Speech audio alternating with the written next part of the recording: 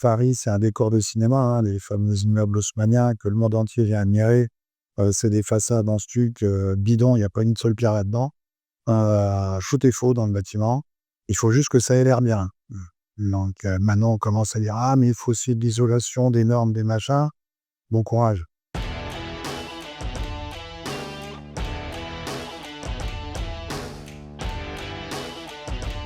Bonjour et bienvenue dans C'est quoi ton job? On est avec Cédric Galino.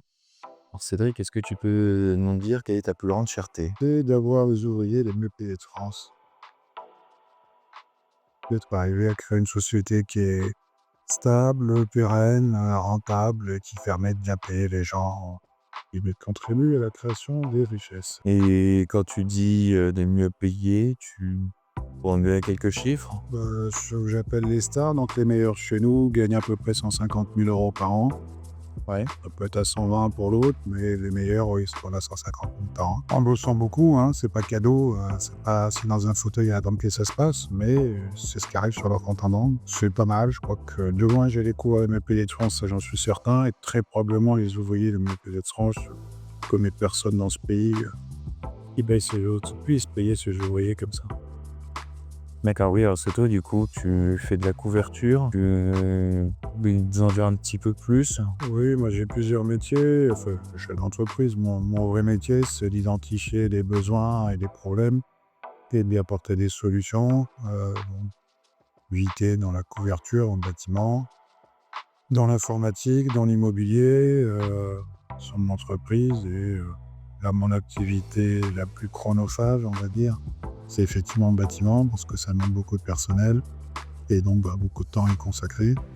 Heu, spécialisé sur 2 besoins, les besoins des grands groupes, industriels et commerciaux pour entretenir et maintenir leur toiture et sur les besoins des assurances, pour la gestion notamment des incidents climatiques, des tempêtes, des gros coups de vent et des dégâts que ça crée, il faut intervenir. Tu m'avais dit donc alors ça c'est la partie bâtiment.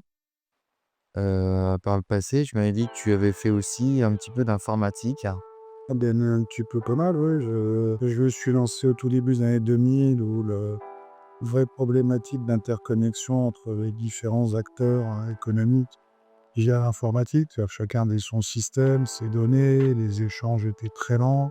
Il y avait bien internet, mais enfin on déposait des fichiers sur les serveurs FTP ou on envoyait des mails.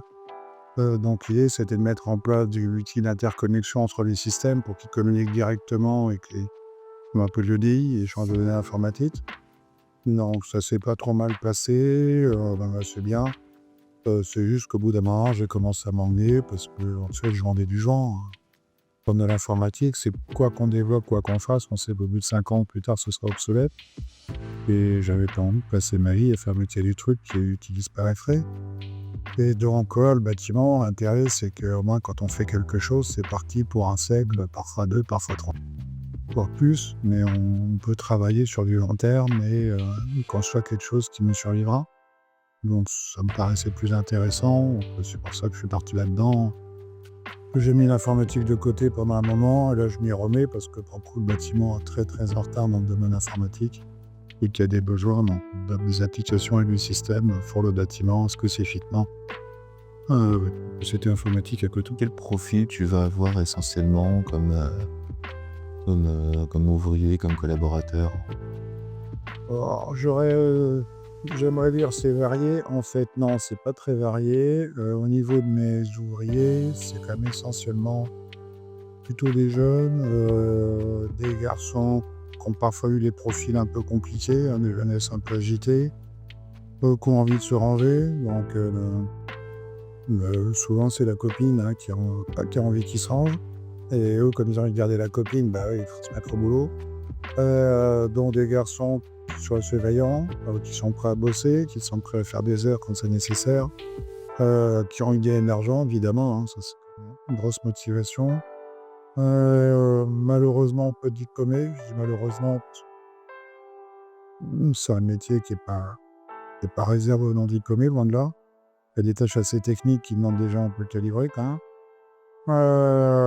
Et donc le profil c'est, 20-25 ans, qui a envie de gagner de l'argent, quoi, qui est prêt à bosser pour ça, donc ça, c'est de la masse. Après, j'ai aussi des plus anciens, bah, heureusement d'ailleurs, hein, pour la part plus technique, puis pour former, plus d'expérience évidemment, bah, eux qui sont là parce que, je pense que la boîte leur paie et qu'ils sont contents de leur revenu, ils sont contents du rythme de travail. Heu et voilà, c'est à peu près les 2 profils que j'ai, avec un problème, c'est comme ils gagnent beaucoup d'argent, bah, une fois qu'ils ont payé la voiture, la maison et que les primes, ils sont mis à l'aise financièrement, bah, la copine veut faire un nouvel enfant et que, elle leur dit: «Bah, maintenant tu restes là, tu changes de métier parce que j'ai plus envie que tu partes 1 semaine, 2 semaines en mission».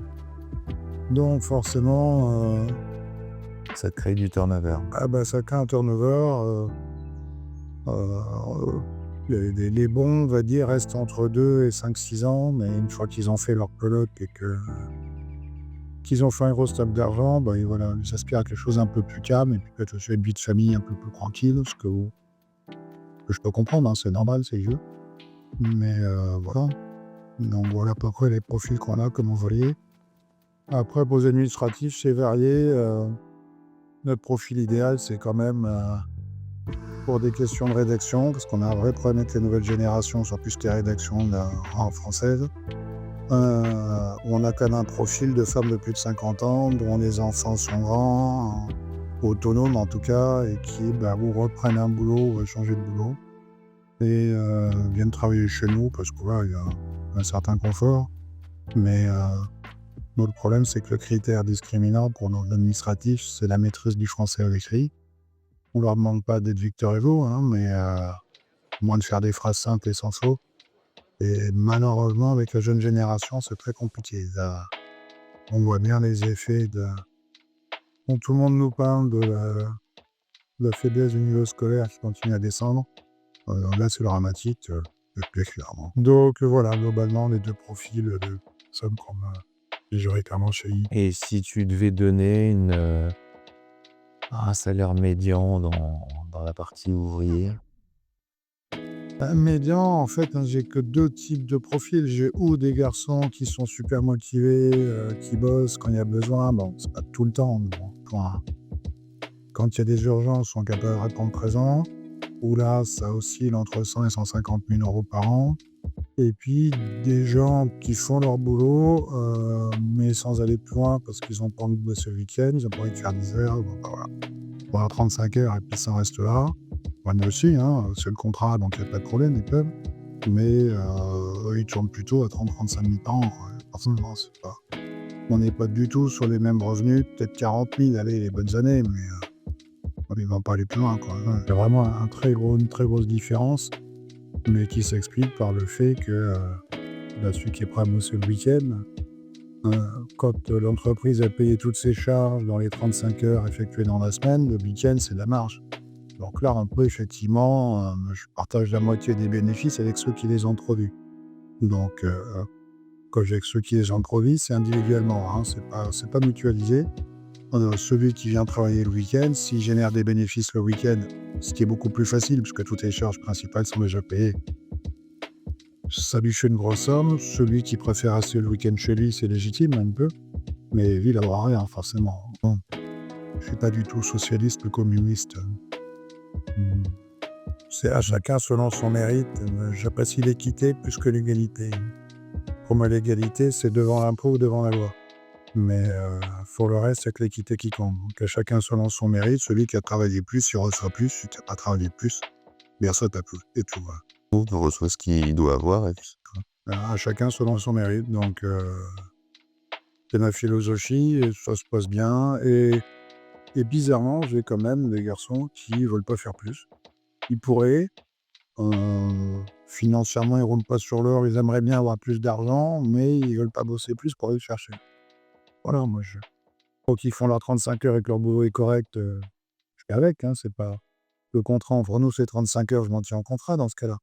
Mais ça me surprend toujours, ils viennent me dire: «Ah, j'ai pas de sous, j'ai besoin d'argent», alors que, beh, ils avaient eu l'occasion d'en gagner plein, mais ils l'ont pas saisi. Maintenant voilà, c'est leur vie, je vais pas le faire à leur place, hein, pas décider pour eux.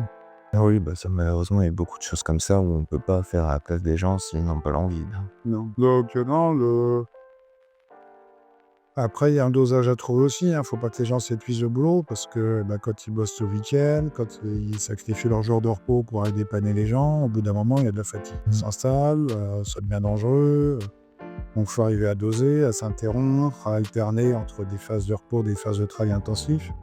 Donc là, bah, faut pas forcer. C'est pour ça que, j'en ai aussi qui font un peu moins, qui vont pas jusqu'à 150 000 parce que l'expérience, la résilience, l'endurance sont pas les mêmes et que ce serait dangereux qu'ils essaient d'avoir le rythme de Ouais. on appelle des stars qui, vraiment sont à fond, à fond, à fond. Bah, après, il faut arriver à adapter à chacun. Tout le monde n'a pas les mêmes capacités et tout le monde n'est pas capable de travailler, 4 semaines de suite, comme un forcené, là. Genre, normalement, pour des incidents climatiques majeurs, le rythme normal, c'est 10 jours de travail, 4 jours de repos. Mais on fait toujours 15 jours, ça fait comme 2 week-ends, mais comme il faut aller vite, on fait 10 jours de travail en continu et on se relaie sur zone et après 4 jours de repos. Donc ça, c'est un rythme qui convient à peu près à tout le monde. J'en ai qui sont capables d'aller au-delà, on ne sont pas nombreux. Et donc toi, qu'est-ce qui t'a motivé à lancer, une entreprise comme ça? Ah bah, j'étais déjà chef d'entreprise avant, hein, Ouais, dans l'informatique. ouais, Dans tout à fait le même secteur. oui, bah, en fait, ce qui m'a misé dans l'entreprise, ma première motivation, c'est l'indépendance, hein. J'ai été salarié quelques années. J'ai eu la chance d'avoir un homme extraordinaire comme employeur, bon, ça c'était une grande chance, mais bon, une fois qu'il a plus été là, ça m'intéressait plus. Moi, je suis arrivé, voilà, être propre patron et décider par moi-même. Après, une fois qu'on y a goûté, bah, c'est un peu dur de revenir en arrière, hein, revenir à horaire, avec hiérarchie, c'est pénible. Donc ça, c'est ce qui fait que j'ai choisi d'être et de rester chef d'entreprise. Ensuite, sur l'activité même, la chef d'entreprise, les caractéristiques, c'est de faire des choix, de savoir choisir, c'est de trancher entre différentes solutions. Alors au début, on est un peu naïf, on se dit: «Il faut que je trouve la meilleure solution, il faut que je fasse le meilleur choix». Alors on perd du temps, on perd de l'énergie. En fait non, il faut choisir tout court, il n'y a pas de bon choix, il n'y a pas de bonne solution, quelles que soient les choses, les solutions retenues. Ça aura des avantages, ça aura des inconvénients. À chaque fois, il faudra refaire d'autres choix pour compenser les inconvénients ou pour améliorer les avantages. Et avec ces nouveaux choix, il y aura de nouveaux avantages, donc c'est un circuit sans fin. Il faut en permanence décider, trancher, améliorer. On fixe un cap, on fixe une direction, mais le chemin, on trace au fur et à mesure que les événements arrivent. Plus voilà, les accidents qui vont arriver, un petit coup de confinement, un Covid, une nouvelle loi, une nouvelle règle fiscale, enfin, plein d'imprévus qui font que même ce qu'on a mis en place doit être encore remis en question. Et puis on se rend compte qu'on pourrait peut-être faire mieux, et puis ça fait mieux pendant un temps, puis ça fait plus mieux, alors il faut revenir en arrière ou refaire autre chose. Donc la caractéristique première de l'entrepreneur, c'est de faire des choix. Et une fois qu'on a pris l'habitude de faire des choix, c'est de plus en plus simple. Et après, on choisit. Alors après, il faut organiser des gens qui bossent avec vous pour qu'ils vous amènent des solutions et pas des problèmes. Ils réfléchissent aux solutions, pas aux problèmes. Pour vous aider à choisir entre ces solutions. Ils viennent tout le temps, c'est plus sympa comme boulot. Mais voilà, chef d'entreprise, c'est quelqu'un qui va faire des choix. Et là, comme je l'ai dit tout à l'heure, je n'avais pas envie de consacrer cette énergie qu'à des choses temporaires. Je veux des choses un peu plus physiques, un peu plus permanentes, un peu plus permanentes. Et j'ai fait le choix du bâtiment, que je regrette pas parce que il y a des choix à faire tout le temps, il y a des problèmes à régler tout le temps, il y a toujours un truc qui va pas, hein. Tu rien qui est droit, hein, dans une maison, les gens croient que c'est droit. Non, non. Il n'y a jamais d'angle droit, il n'y a jamais rien qui est droit. Paris, c'est un décor de cinéma, hein, les fameux immeubles haussmanniens que le monde entier vient admirer. C'est des façades en stuc bidon, il n'y a pas une seule pierre là-dedans. Tout est faux dans le bâtiment. Il faut juste que ça ait l'air bien. Donc maintenant, on commence à dire: «Ah, mais il faut aussi de l'isolation, des normes, des machins». Bon courage. Donc en fait, le métier du bâtiment, c'est arriver à répondre aux besoins ou à la demande en donnant une belle apparence, mais sans forcément que ce qu'on voit correspond à ce qu'elle est. Bah, déjà, de toute façon, les façades, elles sont classées, il me semble, sur de l'haussmannien dans Paris. Les toits de Paris sont faits, c'est les façades, je suis pas sûr. Ça dépend peut-être, du secteur. Mais les façades, elles sont bidons, hein. À Paris, un immeuble haussmannien, c'est des grands poteaux en béton avec des grands rails en métal qui les relient et devant, on vient plaquer une façade bidon en stuc, on moule en forme de pierre qu'on taille pour faire passer de la pierre, mais c'est complètement faux, en fait. C'est du top. C'est comme les immeubles là à Prague, par exemple, dans le centre-ville, il y a une jolie façade et puis derrière, C'est des techniques qu'on a mis en place quand il a fallu reconstruire Paris au 19e siècle. Ça permet d'aller très vite et d'avoir des constructions à pas cher, mais c'est du toc. C'est joli, mais c'est du toc. Si on veut des immeubles en pierre à Paris, il faut chercher dans les immeubles du 18e siècle, ou avant. Mais à partir du 19e, c'est du bidon. Tout ce qui est haussmannien, c'est bidon. Et dans le bâtiment, il y a beaucoup, moi tous les jours, quand je vais sur un chantier, tous les jours, tous les corps d'état, il y a une phrase que j'entends, c'est « on va tricher ». Ah, le mur, il est pas droit. Oh, on va tricher, on va pas peur.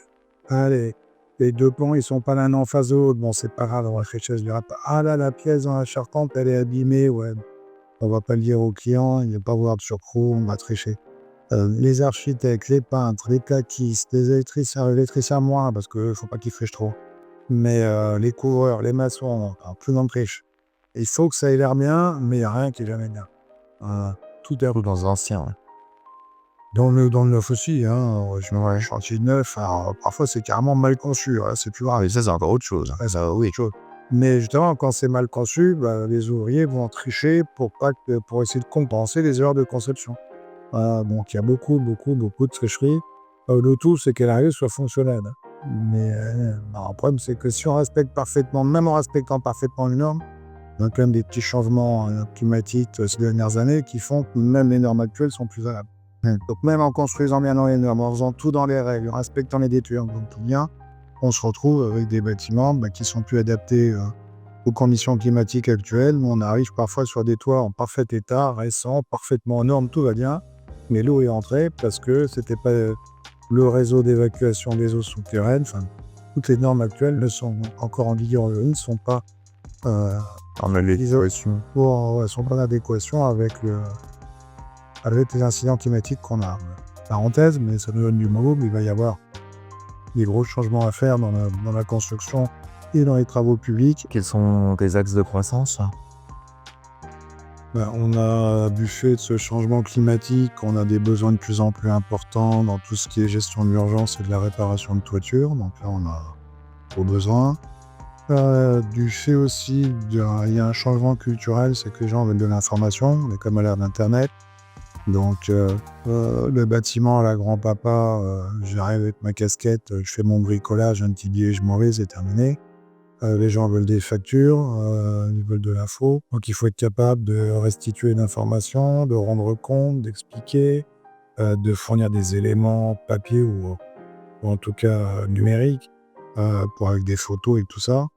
Donc là, il y a une transformation des métiers du bâtiment qui est en cours, hein. Je suis administrateur à la Fédération du bâtiment, on travaille là-dessus, on a une commission pour ça, dont je fais partie, mais voilà, il y a une part pratiquement de l'âge de pierre, hein, encore plein d'artisans de bâtiment qui travaillent au papier crayon, hein, chez les petits, faute d'outils adaptés, faute de culture, de la communication adaptée, hein, on attend avant tout d'un artisan un savoir-faire technique. Bien, il peut être très sympathique et très bien parlé, très bien expliqué, mais si son boulot est mal fait, il sert à rien, hein.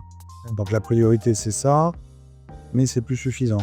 Maintenant, il faut aussi, en même temps qu'on a le savoir-faire technique, être capable de restituer ça au client, de lui expliquer, de des photos pour son assurance, pour son notaire, pour un acheteur, pour tout ça. Et là, il y a une vraie transformation à faire que nous, on a amorcé très tôt. Comme j'ai toujours une société informatique, on a développé les outils qui vont bien, mais il faut repenser ça à l'échelle de tout le métier. Il faut arriver, pour moi, la situation idéale, c'est quand les ouvriers auront une caméra sur le casque et que pendant qu'ils travaillent, le client peut se connecter depuis son boulot, voir où en est le chantier. L'architecte, s'il y en a un, peut regarder ce qui se passe. L'inspection du travail peut venir contrôler. La CARSAT peut regarder les enregistrements s'il y a un accident pour voir ce qu'il a provoqué et trouver une solution pour l'éliminer, éliminer la cause d'accident. Donc je pense qu'à terme, on va arriver vers ça. On n'a pas le choix, de toute façon. Comme ce sera technologiquement possible, on va y arriver. Il y aura aussi une mécanisation du métier. Alors, on a déjà un peu les drones pour surveiller, analyser les zones complexes. On commence à avoir des équipements robotiques pour lever les charges, mais on commence, hein, il faut que ça se démocratise. Mais c'est comme des métiers qui sont assez éprouvants physiquement, hein, dans le bâtiment, donc il faut qu'on mette en place des outils qui préservent la santé de nos compagnons. Donc voilà, là, il y a beaucoup d'axes de croissance, je pense, puisque il faut accompagner l'essor technologique, l'IA, toutes ces choses-là, pour arriver à rendre le métier plus performant, plus efficace, de l'accompagner d'un maximum de services.